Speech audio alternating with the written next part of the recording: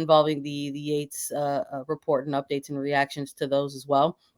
And this is actually just more. Like you said, Lisa, they just keep coming out. Yeah. So whether it's statements from executives or ownership, statements from players specifically, um, we're starting to see sponsors release statements of their own and calling to actions, from them.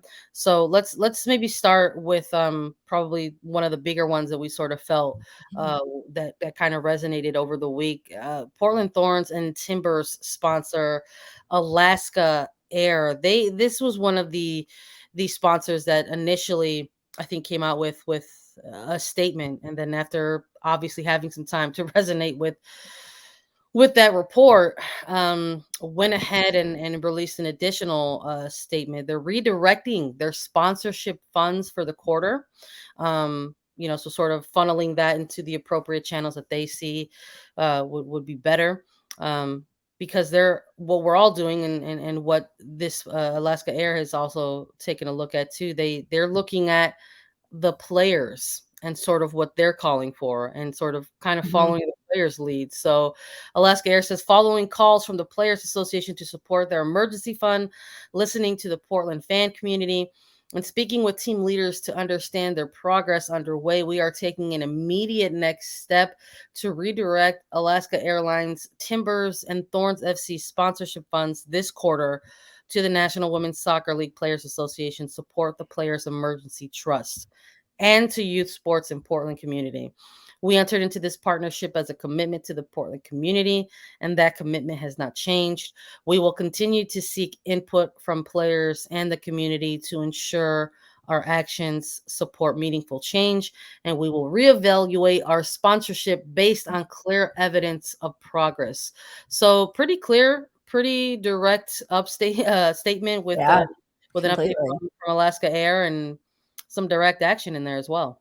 Completely. I think it's really a testament to kind of how much these players have impacted their communities, and the sponsors that work with these clubs and sponsor travel for Portland and make sure they get where they need to be, that they're standing up for the players and sticking up for them. Because we saw it's just very interesting to kind of see how this is all unfolding, because you and I, Sandra, we're very involved in this world of women's soccer, because our jobs, our passions, are this is what we do. And when all of this reporting initially came out last year from Meg Linehan and the Athletic, there was a lot of reverberation that happened in terms of our worlds and you and I. But now, a year later, after the independent investigation and these results have dropped, it's almost like the reverberation has grown, which is exactly what these players deserve, is that everyone is talking about this story, from NWSL fans to non-NWSL fans, and sponsorships taking a stand and saying, hey, we're not going to support these players that continue to allow this abuse and mistreatment to happen in the league, that giving the money, that their sponsorship directly to support the Players Emergency Trust, is huge within the Players Association. And this trickle effect has been happening over the last week, from sponsorships coming out, from player statements coming out. And then in addition to that, other statements from Sherman Williams and Anheuser-Busch and GE Appliances. A lot of this coming out of these investigation results, and then more so what the players have said in response to all of this, because a number of supporters groups have made statements, and owners and clubs, but we actually heard from the players of Racing Louisville that the accusations against former Racing Louisville head coach Christy Holly were brought to light in this investigation results, and not a lot of people knew about them before. And now that it is out there that he was allegedly abusing players, and everything that happened at Racing Louisville that was within these investigation results, now the players get a voice. And we did hear from the players of Racing Louisville, saying that they were saddened and horrified by the findings of the investigation in the Sally Yates report, and they're commending and supporting teammate Aaron Simon, former teammate who's no longer there, and all of the other courageous players that came forward and shed light on this. They're hoping that the NWSL and the NWSLPA joint investigation continues to uncover the remaining truths that these players deserve and they demand. The conclusion of the investigation will give much needed insight and recommendations on the future of the Racing Louisville club, and the systemic abuse that has plagued this league for far too long is infuriating and unacceptable. I mean, this statement from the Racing Louisville players is deep, and it definitely touched me. Well, I mean, it's also coming out like it's. I think it's important to know that in terms of the timing of it, they actually put a, they put a date on their statement when they released Yeah. it. It was on October the 8th, so it was just last week, the end of last week, and they obviously had some time to sit with the Mhm. report themselves, sit with the news themselves. Maybe even took a day or two to perhaps see if their franchise, would make a statement, and we did see a statement from racing president James O'Connor, but the reaction, right, to that statement, we had seen some player and former, like current and Mhm. former player, Racing Louisville player reaction to that statement, that it just sort of, that it fell short. It ultimately didn't. It wasn't enough. It didn't feel like enough. According to the players, there wasn't a ton of actionable things within it.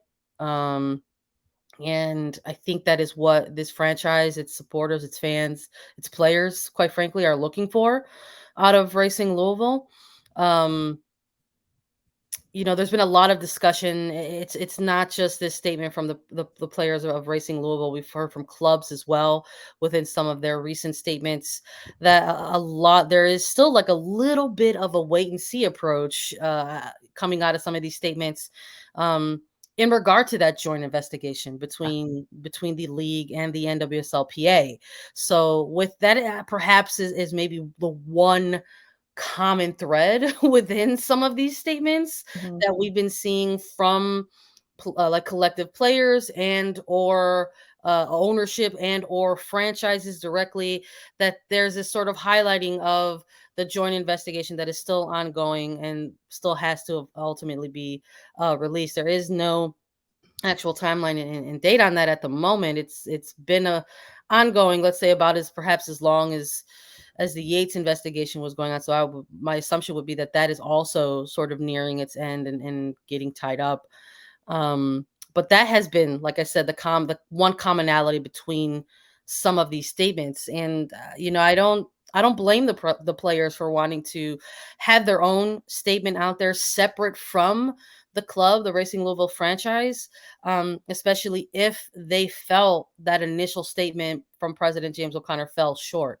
Um, and I can hardly, who can blame any of these players for perhaps not having a level of trust within leadership or Yeah. executives from racing when they mention themselves. James O'Connor mentions himself in that statement that they also have to wait for the findings of the joint investigation. And within the Sally Q Yates report, this franchise is listed as one of the three franchises that ultimately failed to collaborate and work with the Yates investigation. So there's definitely a shadow over um, this Louisville franchise right now, especially one that perhaps wants to, maybe preach accountability or transparency, when what the players have been seeing and their supporters have been seeing up to this point has been the opposite of that. Mhm. And I think perhaps this week, as we're doing this on Monday, we will probably continue to see more statements like we saw from sponsors like Alaska Air out of Portland. We saw additional statements coming out of direct sponsors from Racing Louisville. GE Appliances, they are the front jersey sponsor of racing.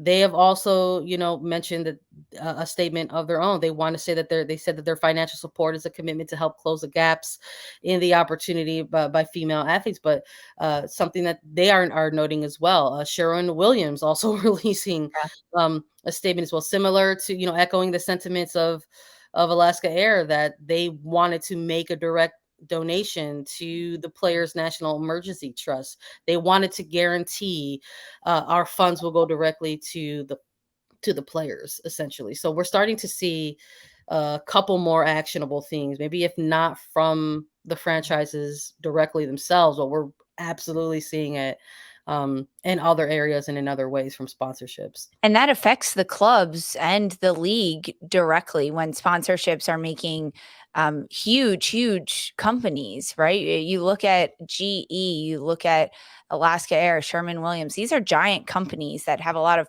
pull and a lot of sponsorship money, and these clubs need these sponsorships in order to maintain and keep going forward. And these sponsors coming out and saying, "Hey, we're giving our money directly to the players." It's just really the trickle down effect that these players deserve. And there's so much more to it.